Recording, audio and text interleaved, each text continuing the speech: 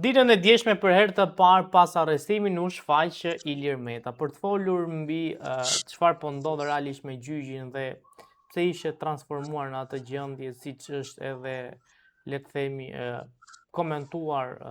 pas daljes publike. Kam të ftuar në një lidhje direkte avokatin Bilsen Zhlima. Zoti Zhlima, faleminderit shumë për intervistën. Përshëndetje, faleminderit për ftesën. Zoti Zhlima, çfarë po ndodh me Ilir Metën? Së pari duhet të dini që zoti Meta ka kërkuar që të bëhet seanca jo vetëm e para, por të gjithë seancat gjyqësore publike në sy të qytetarëve, pra ata të dëgjojnë dhe të shikojnë situatën e tij, por edhe jo vetëm tij, por edhe të procesit penal dhe pretendimet e prokurorisë lidhur me faktet penale që prokuroria pretendon. Zoti Meta ka treguar vazhdimisht gatishmërinë që të ndahet edhe procesi, pra të ndahet çështja për shkak të zvarritjeve, sepse seanca është shtyr jo për shkak të tij, por për shkak të njerëz nga palët, për arsye të mungesës së prokurorës së posaçme lidhur me gjykimin e nënshkruar, dhe ai konkretisht thotë që un kam një proces politik të konvertuar në penal për t'u azjesuar politikisht ai për shkak se dihet që në rastin konkret të marrim si një referencë të vogël dhe të bëjmë një krahasim të vogël, zonja Kryemadhe dhe zoti Meta akuzojnë të dy për të njëjtat akuza pothuajse dhe për të njëjtën veprimtari pothuajse. Dhe zonja Kryemadhe është detyrim paraqitje, ndërsa zoti Meta është arrest në burg. Në rastin konkret, në rast se do të thonim që edhe zonja Kryemadhe ka lidhje me faktin penal, duhet të ishte të paktën arrest në shtëpi dhe jo masa ekstreme arrest në burg. Pra e kuptoni që situata politiko-juridike e zotit Meta është krejtësisht politike, për shkak se masa e sigurisë arrest në burg është vendosur qëllimisht që zoti Meta të jetë izoluar totalisht nga bota jashtme. Zoti Zhlima, ajo çfarë u komentuan faktikisht edhe pamja e jashtme e zotit Meta. Çfarë po ndodh me ta? Nga ana shëndetësore, në ana mendore do thoja është shumë okay, nga ana shëndetësore fizike duhet të keni parasysh që ai është në burg dhe pamjet për mua ishin pak abuzuese nga ata të cilët i kanë nxjerrë, sepse në rast se ne do të marrim si referencë pamjen fepar që është nga publiku, kamera për mendimin tim, nga ana aty ku qëndron publiku, nuk ka qenë e dur apo pozicionimi ka qenë pak i keq për të kapur pamjen, sepse me aq sa thuhet që këto xhama janë të blinduara, sigurisht që edhe xhami nuk jep atë që duhet të japin në pamjen e jashtme. Në rast se shkojmë nga ana tjetër, ka një pamje që duket përballë prokurorit dhe duket zoti Meta dhe ngjitur me zotin Meta edhe punojësi i policisë, aty duket qartësi që po fiziku i zotit Meta edhe me pak dobësim, se sigurisht do jetë i dobësuar, nuk është se ka qenë ai që ka qenë para se të u fusi në burg, sigurisht që është pamja e tij, po është konkrete. Pra, zoti Meta nuk ka shfaqur deri tani në këtë moment ndonjë problem të rëndë shëndetësor dhe mos harroni faktin që zoti Meta nuk është nga ata të cilët duan të shpëtojnë burgun me procedurë. Zoti Meta ka thënë që unë përpara zbardhjes dhe transparencës së vërtetës ashtu siç e mendoj, nuk do shpik asnjë artific procedurale, as për shtyrje e proceseve gjyqësore, as për vajtje në spitale private për të justifikuar në të ardhmen daljen time nga burgu. E gjithë procesi le të jetë konvertuar në penal, është politik ndaj meje dhe unë do të vazhdoj betejën time brenda burgut, se për mua ajo kafazi është kështjellja e mbrojtjes. Zoti Zhlima, pse po mbahet në burg Ilir Meta? Zoti Meta mbahet në burg politikisht për shkak se zoti Rama kërkon që të vazhdoj ndryshimet jo vetëm kushtetuese, por edhe brenda Partisë Socialiste. Mos harroni se zoti Meta vjen nga Partia Socialiste, pavarësisht se ka ndryshuar pas 2005-s aleancat e tij politike, dhe zoti Meta nuk është një politikan që ka dalë sot në fushën politike, është një politikan që ka një bagazh diku të 30 vjeçar sipër, që do të thotë zoti Meta është një person që mund të bëjë ndryshime në jetën politike në rast se do të jetë jashtë. Mendimën e zotit Tumani, zoti Rama, arriti që të marrë në 11 maj 83 mandate. Mendimën e zotit Tumani, zoti Rama arriti të eliminojë kundërshtarin e tij politik brenda Partisë Socialiste, zotin Erion Veliaj. Mendimën e zotit Tumani,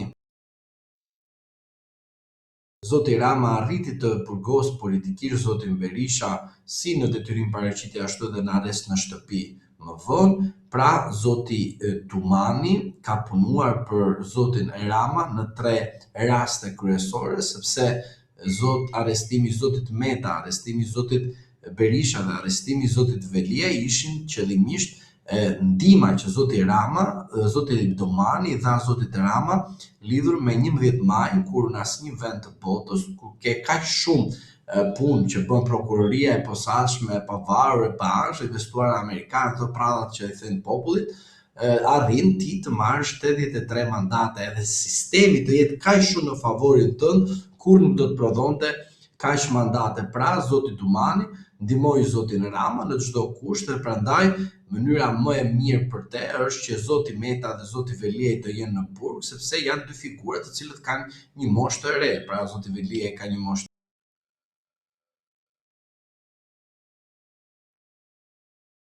mos gaboj,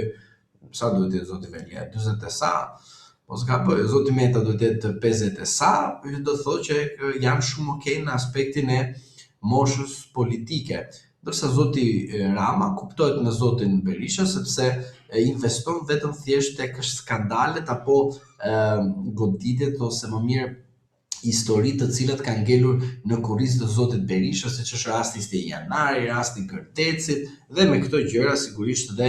Rama kënaqet duke qenë Berisha gjithmonë përballë tij, sepse është e njëjta kaset, Berisha i keq, Berisha kështu, Berisha ashtu. Ndërsa me rastin e zotit Meta dhe zotit Veliaj, zoti Rama nuk do kishte mundësi të përballonte konfliktin e brendshëm, sepse shpërthimi i brendshëm është më i rrezikshëm se ai i jashtëm edhe nën komandën e zotit Tumani. Sot është dimi nga kemi parë dhe publikimin e dosjes së Akshit. Çfarë ju bëri përshtypje më shumë nga të gjitha ato biseda dhe ato, le të themi, raste korruptive? Për mua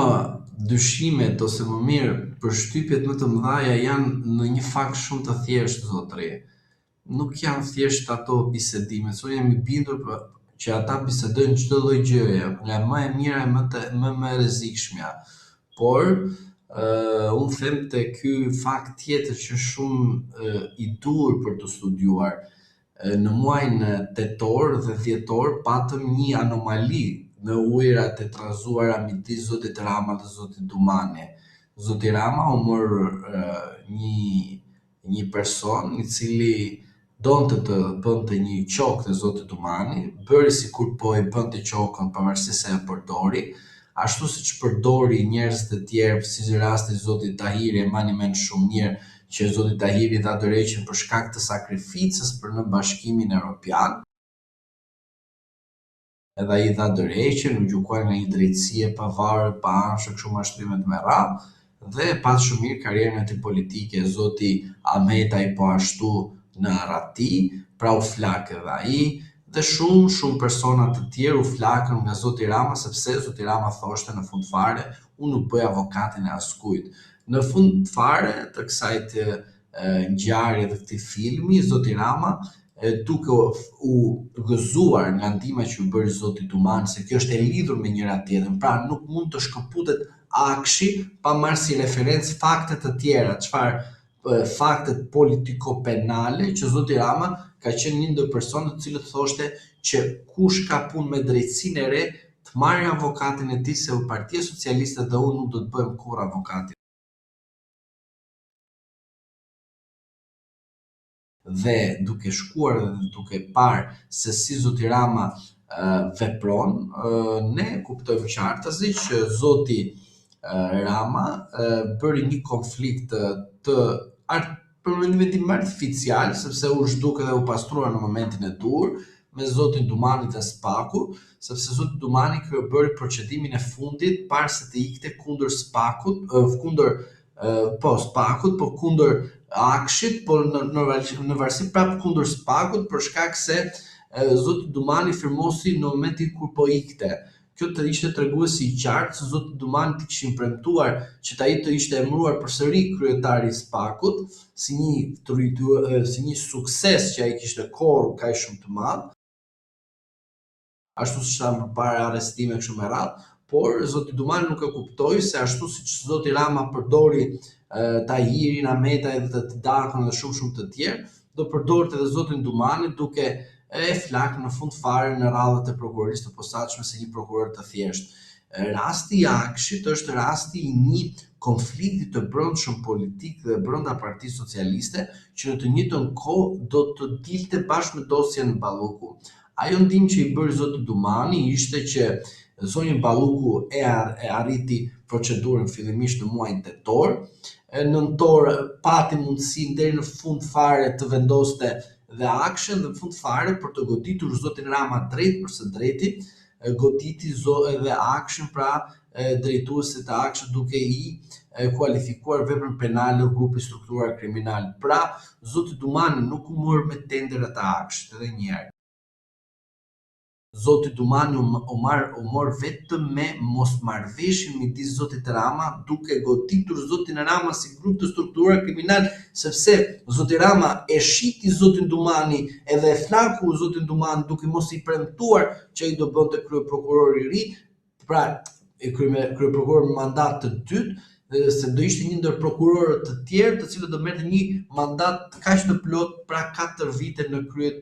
ose 6 vite në krye të Spakut. Prandaj rasti Akshit duhet të studiuar edhe një formë tjetër që kishim në atë kohë zonjën Balluku dhe Akshin. Po kush ishte lajmi I fundit? Zonja Balluku. Po si u akuzonte zonja Balluku për të nderim? Sa ishte masa e dënimit ndaj saj? 5 vite. Po pse do të ishte lajmi I fundit zonja Balluku, ndërkohë Akshi ishte akoma më rënd sepse të dhënat e shqiptarëve ishte më e rrezikshme për shkak se kishin dalë jashtë vendit dhe gjithmonë Akshi u godiste nga hakerimet.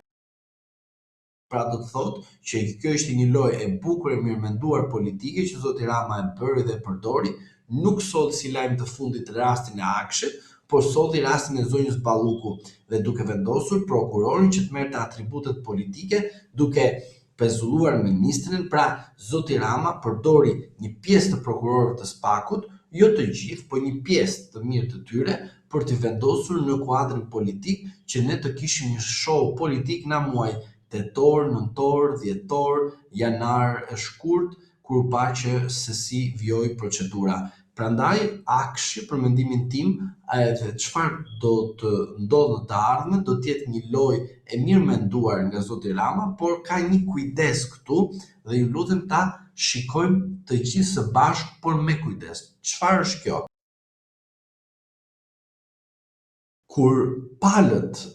në momente të korruptive njëra me tjetrën bashkëpunojnë, ka një paqe dhe quhet një marrëveshje. Ku po ato palë bëjnë një konflikt me njëra tjetrën, por nuk është në publik, por quhen palë të brendshme, përfshi kryeministër, Akshin, institucione të tjera, oligark, pushtetin ekonomik, atëherë kemi të bëjmë me përplasje sepse lindin mosmarrveshje. Mosmarrveshje mund të lindin për shkak të radhës së të nderimit, kush do ta marrë I pari dhe I dyti, në raste të tjera mund të lindin për shkak të mosdhënies së përqindjes pasi fiton të nderimin në mënyrë të drejtë në kuptimin metaforik që ne flasim gjithmonë në raste të ndryshme. Kjo është për të parë dhe të studiuar nga çdo person I cili na dëgjon se si nuk kupton të nderimi I ndershëm dhe I pandershëm. Në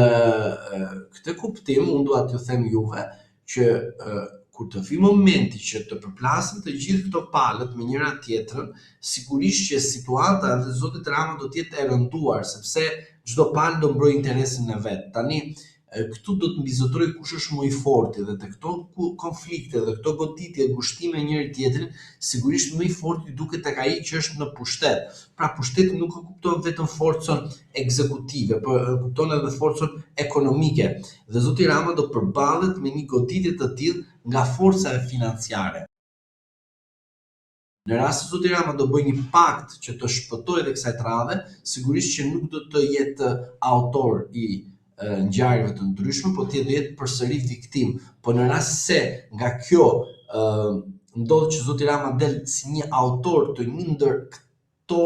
fakteve ngjarje që kanë ndodhur brenda Akshit, sigurisht që zoti Rama nuk do të jetë në vijën e dur që të mbrojë veten e tij dhe do detyrohet patjetër të bëjë një pakt me Partinë Demokratike, me Sali Berishën për të shpëtuar veten e tij. Jo se drejtësia funksionoi, sepse pikërisht drejtësia ishte dhe është formë e zotit Rama, por për shkak se brenda drejtësisë së zotit Rama, që ai vetë ka vendosur ashtu në atë formë dhe atë rregulla loje, përplaset faktor të ndryshëm që është brenda dhe zoti Rama dhe kush ka fuqinë më të madhe, ai fiton. Prandaj duhet parë rasti i zotit Rama që mund të jetë edhe viktim, por edhe autor, por në fund fare mund të dyshojmë që ai mund të jetë autor, por a është kaq i aftë spaku që ta marri dhe ta materializojë si autor të vërtetë të ngjarjeve të ndryshme dhe ta procedojë penalisht? Kjo mbetet për të parë nga prokurori i ri, i cili për mendimin tim ka 140 ditë dhe ende jemi në